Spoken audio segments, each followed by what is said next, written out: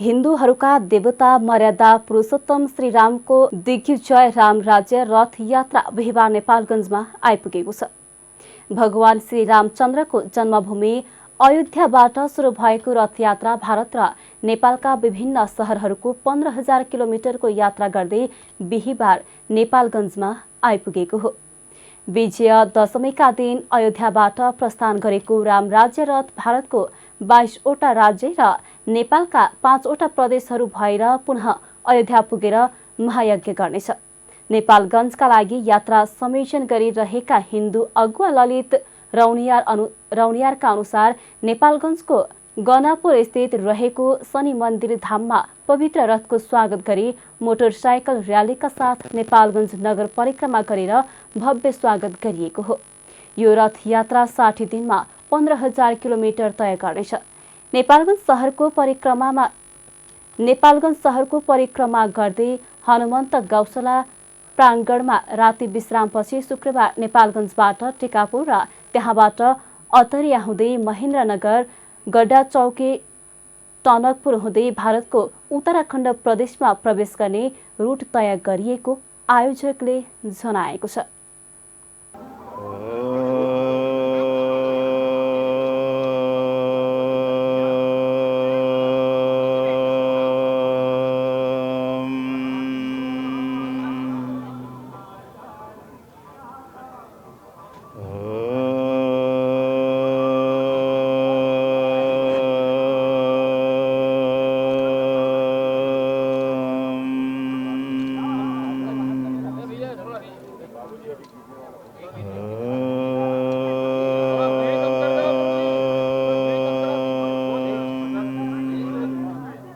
सद्गुरुभ्यो नमः। गुरुब्रह्मा गुरुर्विष्णु गुरुर्देवो महेश्वरा गुरु साक्षात् परं ब्रह्म तस्मै श्री गुरवे नमः। ओम सहनाववतु सहनौ भुनक्तु सह वीर्यं करवावहै तेजस्विनावधीतमस्तु मा विद्विषावहै। ओम शांति शांति शांति। भाइयों बहनों भक्तजनों, सबको मेरा सादर प्रणाम। अक्टूबर 5 तारीख को विजयदशमी के शुभ दिन ये राम राज्य रथ यात्रा भगवान श्री रामचंद्र जी के दिग्विजय यात्रा अयोध्या जी से प्रारंभ हुई। ये यात्रा भारत में 20 राज्यों से होते हुए और नेपाल में 5 प्रोविंस में होते हुए 15,000 किलोमीटर का यात्रा है। इतिहास में पहली बार भारत और नेपाल को सांस्कृतिक रूप में जोड़कर ऐसा एक यात्रा चल रहा है। मेरा गुरुजी परम पूज्य जगत गुरु स्वामी सत्यानंद सरस्वती महाराज ने ये रथ यात्रा 1991 में 1991 में दक्षिण भारत के कर्नाटका मूकांबिका देवी मंदिर से शुरू किया है। अभी भी हर साल 1 महीने ऐसा यात्रा राम राज्य रथ यात्रा चल रहे हैं दक्षिण भारत में, कर्नाटक, केरल और तमिलनाडु में, मुंबई में भी चल रहे हैं। ये यात्रा 2018 में हमने किया है अयोध्या जी से रामेश्वरम तक। 41 दिन का यात्रा 9 राज्यों से होते हुए किए हैं और अगले दूसरा यात्रा 2019 में फिर रामेश्वरम से अयोध्या तक किए हैं। वो भी 41 दिन का यात्रा था। वो यात्रा का खास संकल्प यही था कि राम जन्मभूमि में राम मंदिर का निर्माण करना चाहिए। 400 साल से हम आंदोलन कर रहे थे लाखों भक्तजन संत लोग राम जन्मभूमि में राम मंदिर का निर्माण के लिए जीवदान बलिदान दे दिया है, लेकिन हम इंतजार कर रहे हैं सुप्रीम कोर्ट से एक फैसला हमको आने के लिए, निर्माण के लिए। वो परिस्थिति में हमने सोच लिया, एक संकल्प रखा है मेरा गुरुजी का आदेश से, त्रेता युग में भगवान श्री रामचंद्र जी ने 14 साल का वनवास लिए हैं। क्यों? भगवान श्री रामचंद्र जी ने वनवास किया जो रावण को मार डालने के लिए, सभी अधर्म को हटाने के लिए, सभी संतों को आशीर्वाद देने के लिए, सभी भक्तों को आशीर्वाद देने के लिए, ऐसे भारत में धर्म का संस्थापना करने के लिए, राम राज्य का स्थापना के लिए। वो 14 साल के वनवास के बाद जब भगवान रामचंद्र जी अयोध्या लौट के भगवान का राज्याभिषेक किया है, भगवान खुद चक्रवर्ती बन गया, उन्होंने राम राज्य का स्थापना किया। हमने 15 लाख पहले का इतिहास बोल रहे हैं, रामचंद्र जी का इतिहास 15 लाख साल के पहले इतिहास है, AD-BC का इतिहास नहीं।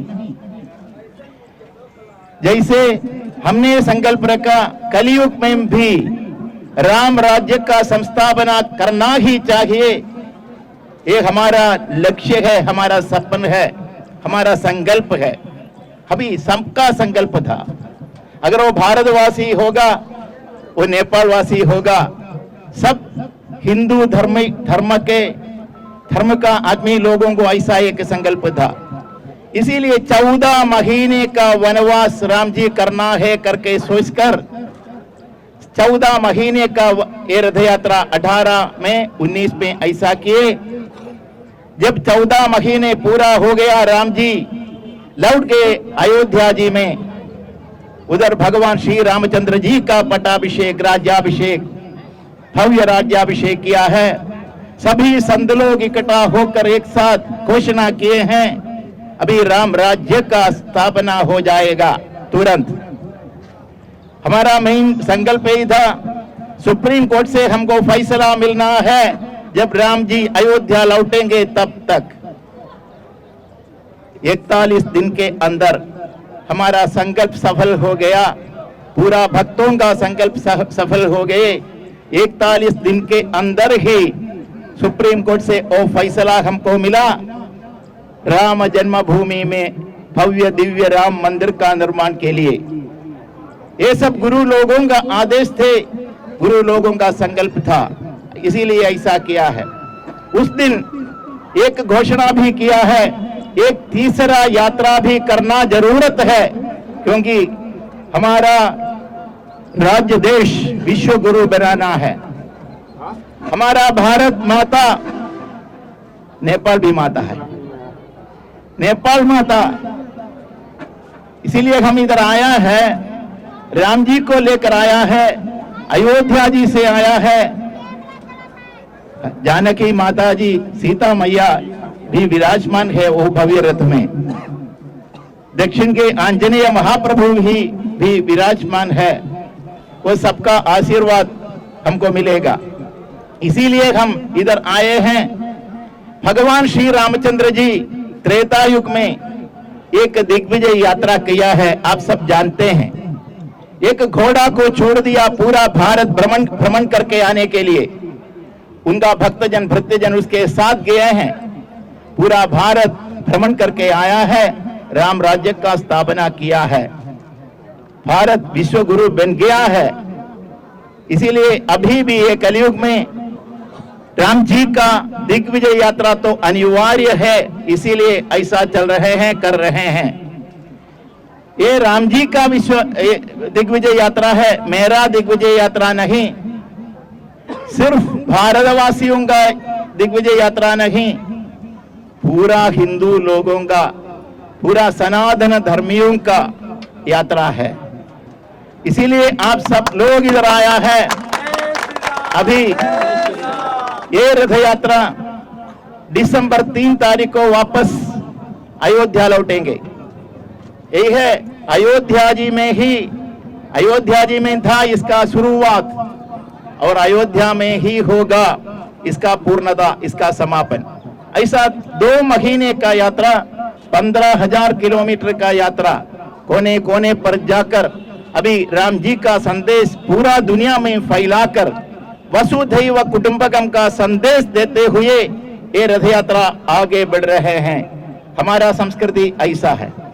3 मुद्दे, इंडिया हटा दो, भारत लाओ, भारत लाओ, भारत माता की, नेपाल माता की, इंडिया माता की बोलेंगे नहीं। अगर मैं इंडिया माता की बोला तो उसको कैसे आप लगेगा, आपको कैसे लगेगा? अच्छा नहीं लगेगा, क्योंकि भारत को एक मतलब है, एक मीनिंग है। इंडिया को ऐसा कुछ नहीं है। भारत का मीनिंग क्या है, मतलब क्या है? फा ये संस्कृत वर्ड है, उसको अलग कर सकता है। भारत, फा प्लस रत, फा मीन्स लाइट, भास, इसीलिए सूर्य को हम भास्कर बोलते हैं।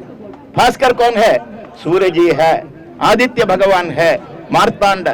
ऐसा भास्कर भास देने वाला है, लाइट देने वाला है, और नॉलेज देने वाला है, विस्डम देने वाला है। इसीलिए फाम आने विस्डम।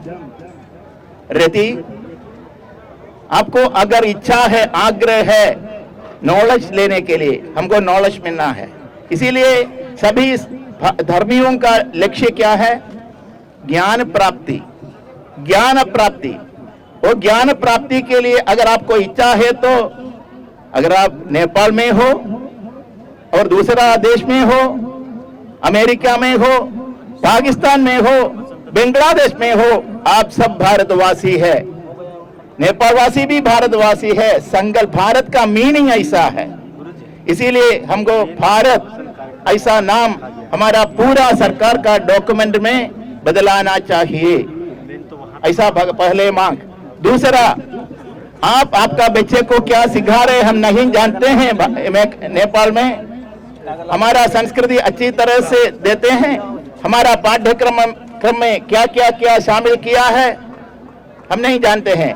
लेकिन भारत में क्या होता है हम बताएंगे। भारत का इतिहास, भगवान श्री कृष्ण का इतिहास, भगवान श्री रामचंद्र जी का इतिहास, मर्यादा पुरुषोत्तमन का इतिहास, सीता मैया का इतिहास उधर पढ़ाने के लिए हमारा पाठ्यक्रम में शामिल किया नहीं है। अभी भी हमारा इतिहास में हुमायूं है, बाबर है, अकबर है और ऐसा औरंगजेब है। सब आक्रमणकारी लोगों का इतिहास क्यों हम पढ़ रहे हैं? हमको क्यों पढ़ाते हैं?